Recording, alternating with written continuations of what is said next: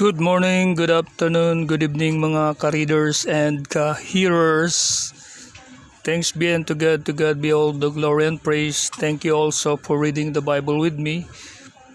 And for now, we will read the book of John chapter 1 verses 18 to 34. But before reading this, we will read first the reminders of God written in another chapter of Romans. In the book of Romans, chapter 10, verse 17. So then, faith cometh by hearing, and hearing by the word of God. Kaya nga, ang pananampalataya ay nanggagaling sa pakikinig, at ang pakikinig ay sa pamamagitan ng salita ni Kristo. And in John chapter 3 verse 19,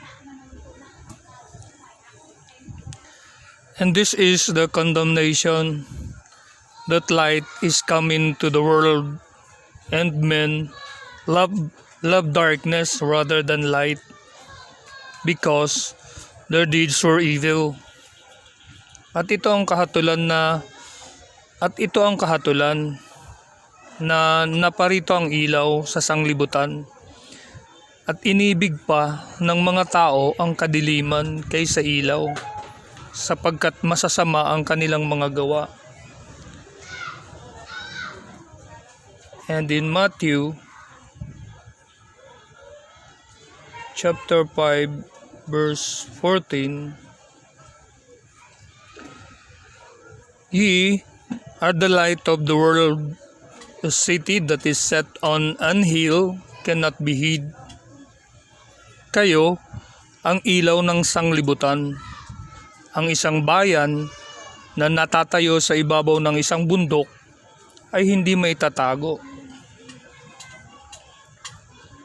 And in verse 16, let your light so shine before men, that they may see your good works and glorify your Father which is in heaven.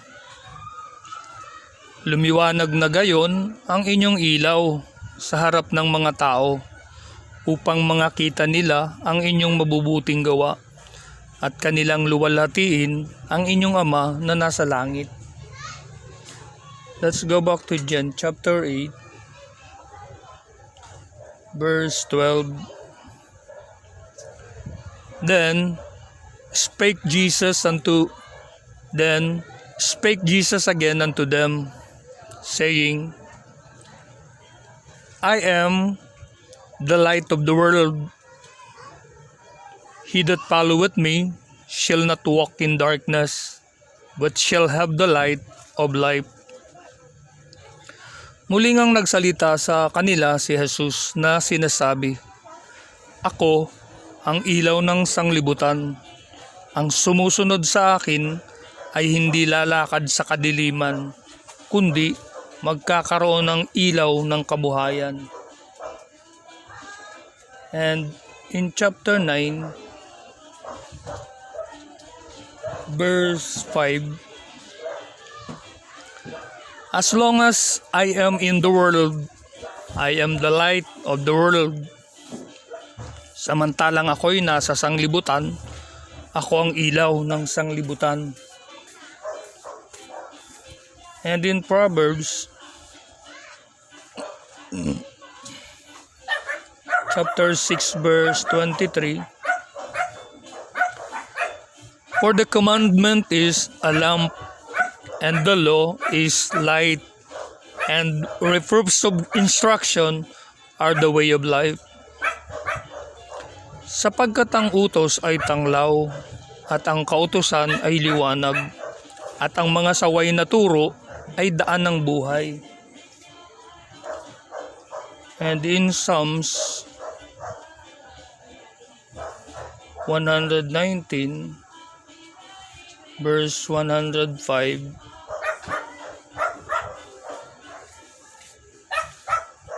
Thy word is a lamp unto my feet, and a light unto my path.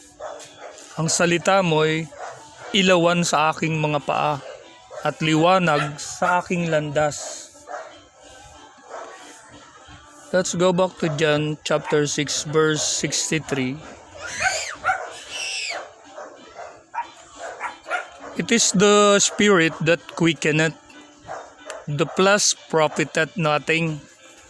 The words that I speak unto you, they are spirit and they are life. Ang Espiritu nga ang bumubuhay, sa laman ay walang anumang pinakikinabang. Ang mga salitang sinalita ko sa inyo ay pawang espiritu at pawang buhay. And in 2 Timothy chapter 3 verse 17, that the man of God may be perfect, thoroughly furnished unto all good works, upang ang tao ng Diyos ay maging sakdal, tinuruang lubos sa lahat ng mga gawang mabuti. Now let's read the book of John chapter 1 verse 18 to 34.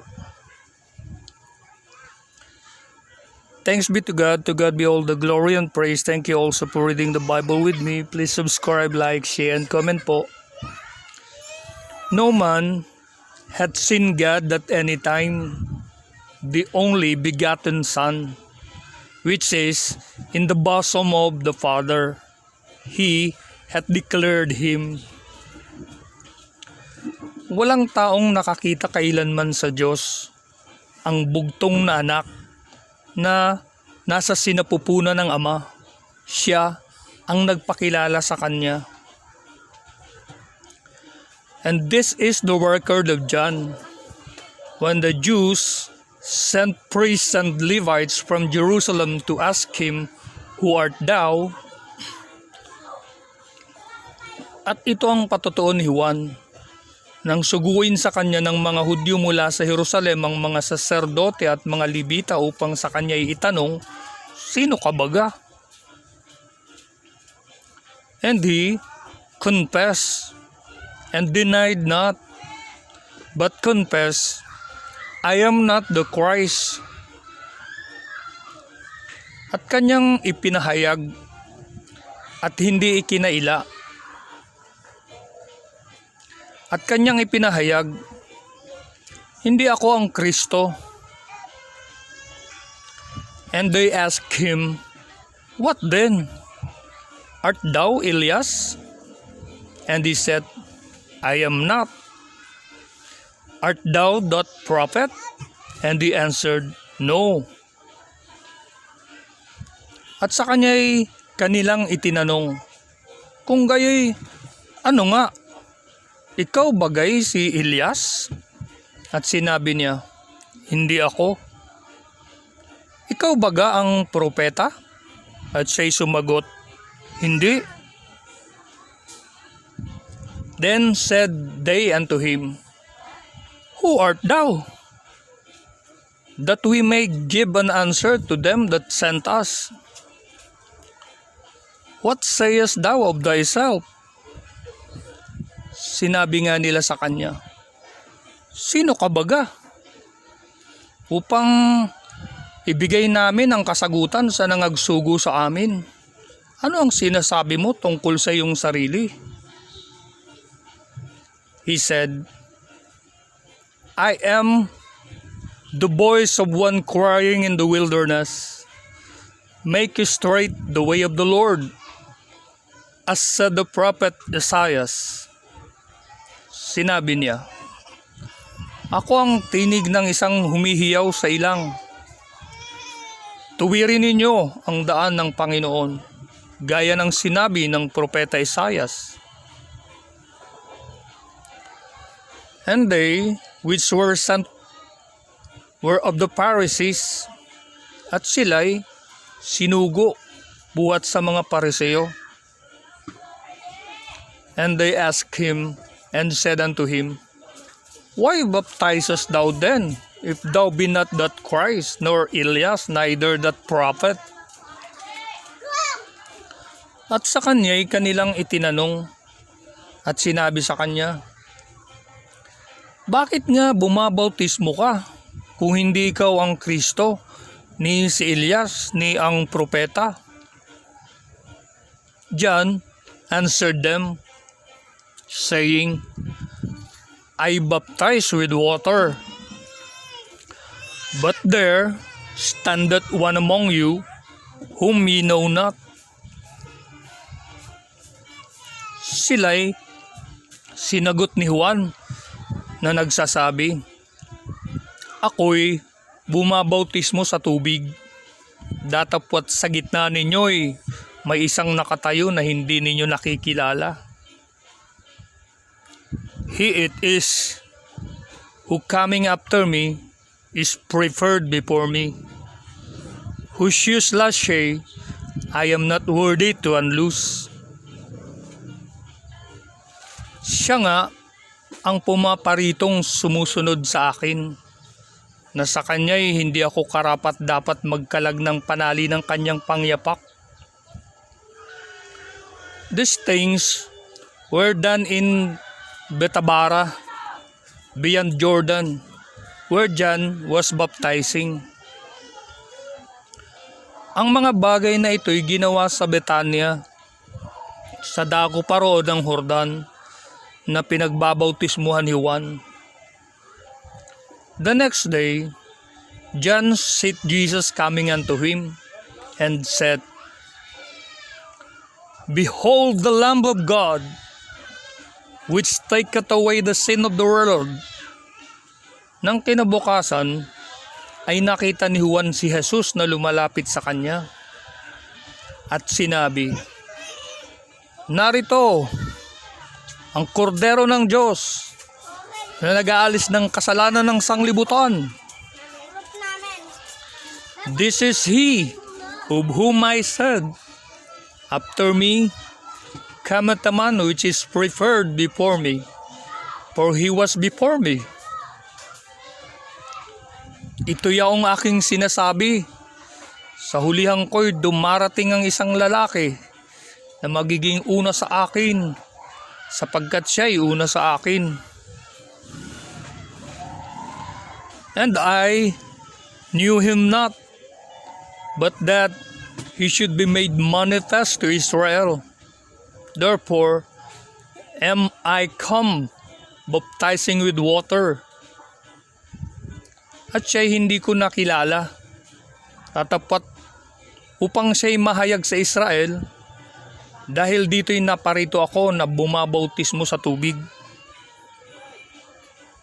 And John bare record, saying, "I saw the Spirit descending from heaven like a dove, and it abode upon him." At nagpatotoo si Juan na nagsasabi, "Nakita ko ang Espiritu na bumababang tulad sa isang kalapati na buhat sa langit at dumapo sa kanya. And I knew him not, but he that sent me to baptize with water, the same said unto me, Upon whom thou shalt see the Spirit descending and remaining on him, the same is he which baptizeth with the Holy Ghost." At siya'y hindi ko nakilala, datapwat ang nagsugo sa akin upang bumautismo sa tubig ay siyang nagsabi sa akin, "Ang makita mong babaan ng Espiritu at manahan sa kanya, ay siya nga ang bumabautismo sa Espiritu Santo." And I saw and bear record that this is the Son of God. At aking nakita at pinatotohanan kong ito ang anak ng Diyos. Thanks be unto God. To God be all the glory and praise. Thank you also for reading the Bible with me. Please subscribe, like, share, and comment po. God bless you more and good day po.